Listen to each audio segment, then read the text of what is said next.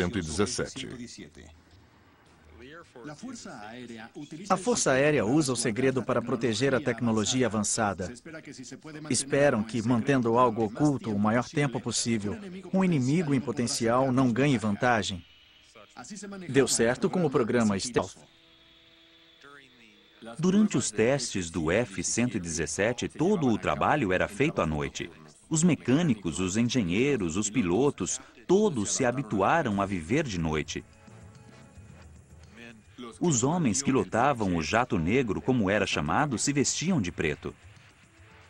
Em fevereiro de 1991, os anos de voo secreto sobre o deserto de Nevada foram postos à prova, sobre as areias do deserto do Golfo Pérsico. O F-117 é chamado de caça stealth. É um leve bombardeiro e se mostrou muito útil na Guerra do Golfo Pérsico, pois funcionou. O mundo viu o bombardeiro B-2 e o caça F-117 levarem um devastador e singular poder de fogo sobre o pasmo exército iraquiano. Eles não faziam ideia de que essas armas de destruição em massa existiam.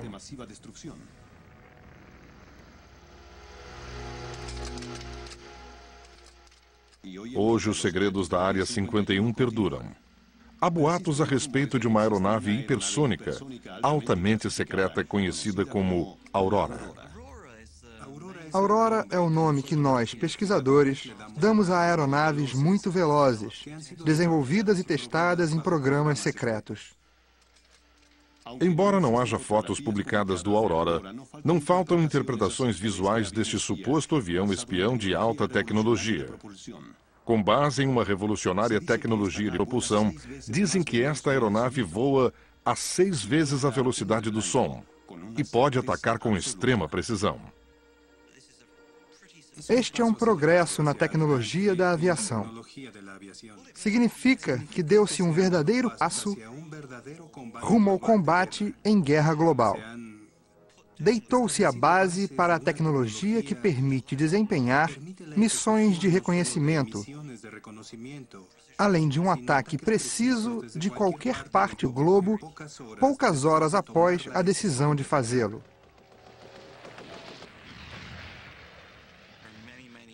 E há muitas indicações de que boa parte da pesquisa e do desenvolvimento aconteceu sob orçamento secreto. Indicações fortíssimas de que a aeronave foi construída e colocada em serviço. Bill Sweetman aponta muitos registros oficiais e militares como prova de que o Aurora existe. O nome Aurora vem indiretamente de um documento de orçamento que o listou como um dos 3 programas de reconhecimento. Os outros eram o SR-71 e o U-2. Pouco depois, começamos a ver as primeiras evidências físicas do programa de alta velocidade na forma de ressonâncias sônicas inexplicáveis sobre o sul da Califórnia. Elas se pareciam muito umas com as outras e não lembravam o fenômeno que conhecemos de aeronaves supersônicas militares desde os anos 50. Além das estranhas ressonâncias sônicas registradas pelos sismógrafos da Caltech, Sweetman crê que haja outra evidência do Aurora. Vemos uma grande expansão de Groom Lake a partir de 1985 e 86. Há mais prédios erguidos e mais estradas. O comprimento da estrada é proporcional à velocidade de decolagem e pouso. Quando se tem velocidade alta para pouso e decolagem, trata-se de uma aeronave muito veloz. Ao mesmo tempo, houve um drástico aumento de relatos de aeronaves esquisitas e velozes em Groom Lake. Os moradores de Nevada viram um avião estranho. Eles fazem muito barulho ao atravessar o deserto. São explosões sônicas. Os militares podem dizer que não existem, mas existem sim.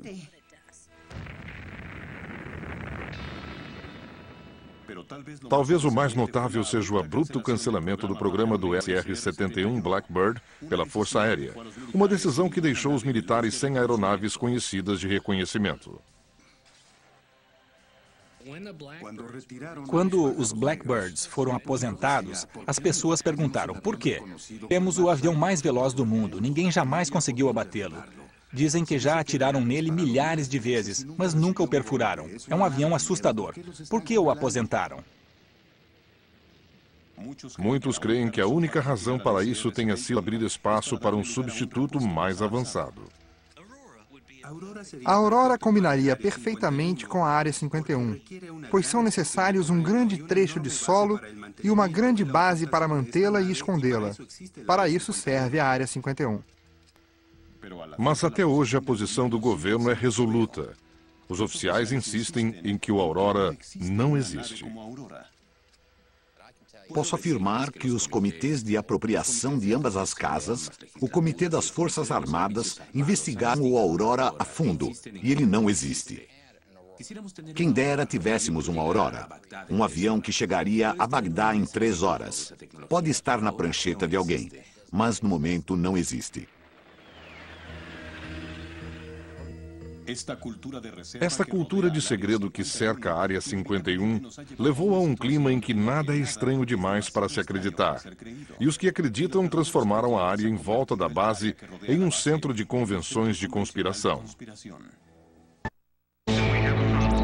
Estamos apresentando Infinito OVNI.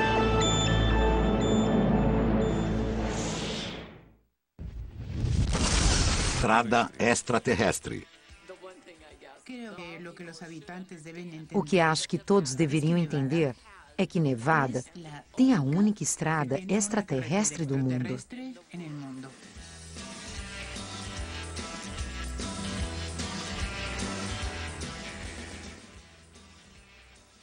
Em 1996, o estado de Nevada oficialmente chamou a Rota 375 de Estrada Extraterrestre, devido aos incontáveis relatos de OVNIs por parte dos residentes e visitantes do local.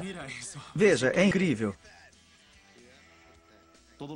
A ligação dos OVNIs e alienígenas à Área 51 pode ser traçada até um homem, Bob Lazar, físico formado pelo MIT. A história da Área 51 se tornou pública em 1988-89, quando Bob Lazar surgiu, dizendo que trabalhou em uma nave alienígena na Área 51. Quando Lazar foi a público com as declarações, a mídia enlouqueceu.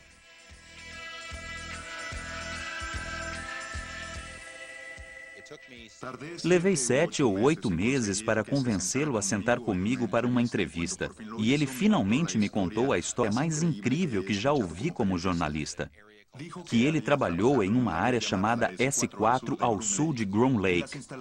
Que o local foi construído dentro da encosta de uma montanha para ficar disfarçado. Os hangares eram disfarçados para parecerem parte da montanha. Que dentro da montanha havia 9 hangares. E em cada um deles havia algo parecido com um disco voador. Ele viu um voo noturno para um teste. Na base, ele teve acesso a vários documentos indicando que tinham origem alienígena. Era uma história bastante fantástica. Mas as alegações de Bob Lazar não convenceram a todos. Ele pode ter visto algo que retratou como alienígena, porque talvez não tenha se encaixado na descrição normal do que seria um departamento de defesa ou de energia. Eu já estive lá. Não existem OVNIs. Não existem alienígenas. Não há nada do tipo. Esta é uma instalação confidencial, mas não desse tipo. A história de Bob Lazar pode deixar alguém esquizofrênico. Há muitas evidências de que ele diz a verdade. Mas sinto que nada aconteceu como Lazar disse. Mas pense o que quiser de Bob Lazar. Ele foi o trampolim que lançou esta base assombrosa aos olhos do público. Meses depois, milhares de pessoas foram ao deserto de Nevada em busca de objetos estranhos no céu. O conceito de visita dos seres extraterrestres tornou-se grande parte da cultura popular. Levou centenas, talvez milhares de visitantes a uma área do deserto que seria evitada pela maioria das pessoas sensatas. Esta é Bald Mountain. Do outro lado fica Groom Lake. Não é de surpreender que relatos de OVNIs e criaturas bizarras de outros mundos tenham ficado quase comuns. Estrela brilhante. Venha ver isso. Não, não é. Tem dois lobos. Dois lobos, um de cada lado. Venha ver. Talvez as pessoas queiram crer que somos visitados por seres de uma civilização mais avançada. Supõe-se que são seres maus. Dizem que vêm de 100 milhões de anos-luz daqui. É um salto no tempo. Foi o que eu vi. É legal. É muito legal.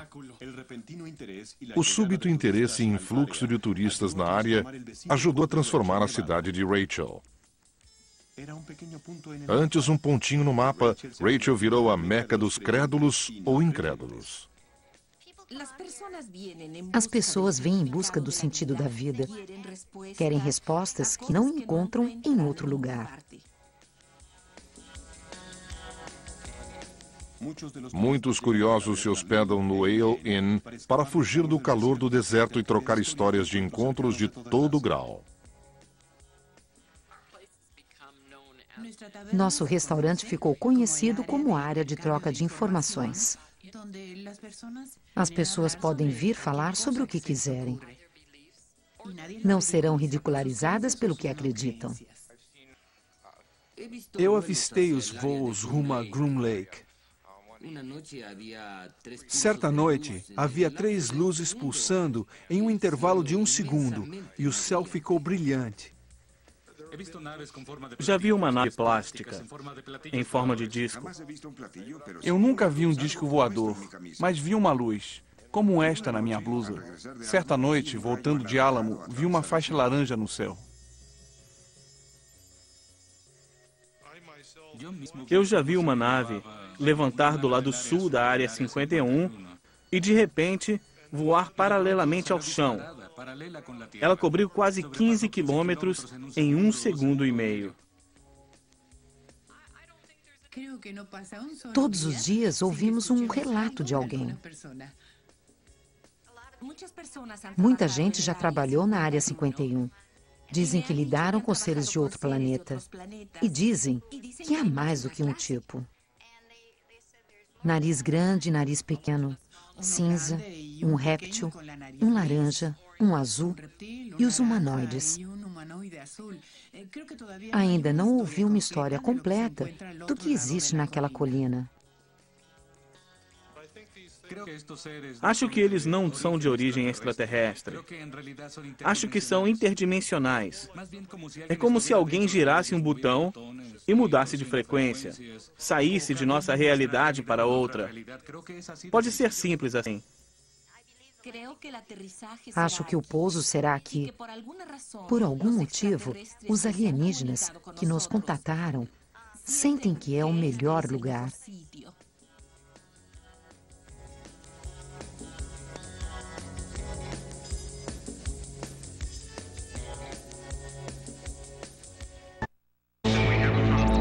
Estamos apresentando Infinito OVNI.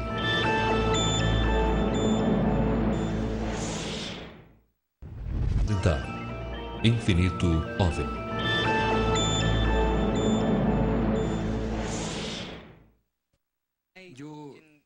Eu queria pensar que há alienígenas na área 51, mas não vou acreditar até ver um.